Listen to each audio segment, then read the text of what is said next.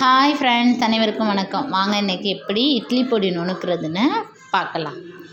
Okay friends, வாங்க இட்லி பொடிக்கு தேவையான பொருட்கள் என்னென்னு பார்க்கலாம்.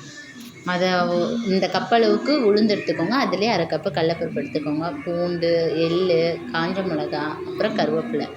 இதில் இன்னொரு எக்ஸ்ட்ரா ஒரு ஐட்டமும் சேர்ப்பேன். நல்லா காரசமாக அரைக்கலாம். ஃபஸ்ட்டு உளுந்தை போட்டு நல்லா வறுத்துக்கலாம். செவக்க வறுக்கணும்ப்பா.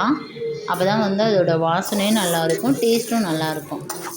உளுந்து நல்லா வறுபடட்டும். பாருங்கள், உளுந்து கொஞ்சம் செவக்க வந்திருக்கு. இன்னும் ஒரு 2-3 மினிட்ஸ் ஆகட்டும். நல்லா செவந்தோன்னா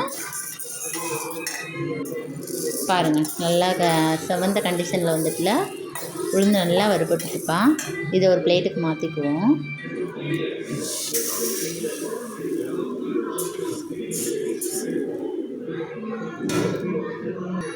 அதுக்கப்புறம் கடலப்பருப்பு எடுத்து வச்சுருக்கோங்கப்பா. ஆஃப் கடலப்பருப்பு, 1 கப்பு உளுந்துன்னா அரை கப்பு கடலப்பருப்பு எடுத்துக்கோங்க. அதையும் நல்லா பொன்னிறமாக வளர்க்கணும். நல்லா வறுபடுத்துப்பா. இங்கே பாருங்கள், நல்லா வறுபட்டுட்டாலும் இதையும் நம்ம ஒரு பிளேட்டில் மாற்றிக்கலாம்ப்பா.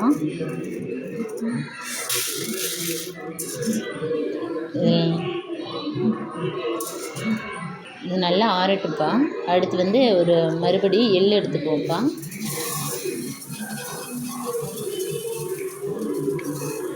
எள் கொஞ்சம் அதிகமாகவும் சேர்த்துக்கலாம், கம்மியாகவும் சேர்த்துக்கலாம். ஒவ்வொருத்தவங்களுக்கு எள் டேஸ்ட்டு பிடிக்காது இல்லையா? எந்த அளவுக்கு தேவையோ அந்த அளவுக்கு எடுத்துக்கோங்க. எள்ளுக்கு அப்புறம் கருவேப்பிலையும் பூண்டும் சேர்த்துக்கலாம்ப்பா. இது ரெண்டும் நல்லா ட்ரை ஆகிற வரைக்கும் எடுத்துக்கலாம். கருவேப்பிலை எடுத்தால் உடைக்கணும், அந்த கண்டிஷன் வர்ற வரைக்கும் எடுத்துக்கலாம்ப்பா.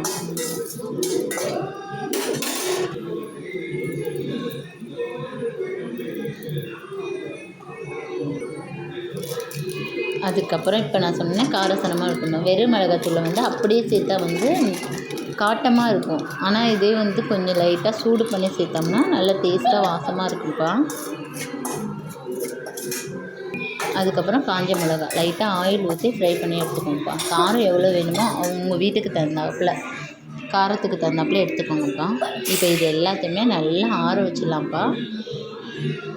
ஆற வச்சு பொடி பண்ணி அரைச்சாச்சு பாருங்கப்பா. நல்ல காரசாரமான இட்லி பொடி ரெடி ஆகிடுப்பா. யாருக்கெல்லாம் பிடிச்சிருந்துச்சின்னா லைக் பண்ணுங்கள், சப்ஸ்கிரைப் பண்ணுங்கள், ஷேர் பண்ணுங்கள், அதுதான் கமெண்ட் பண்ணுங்கள்.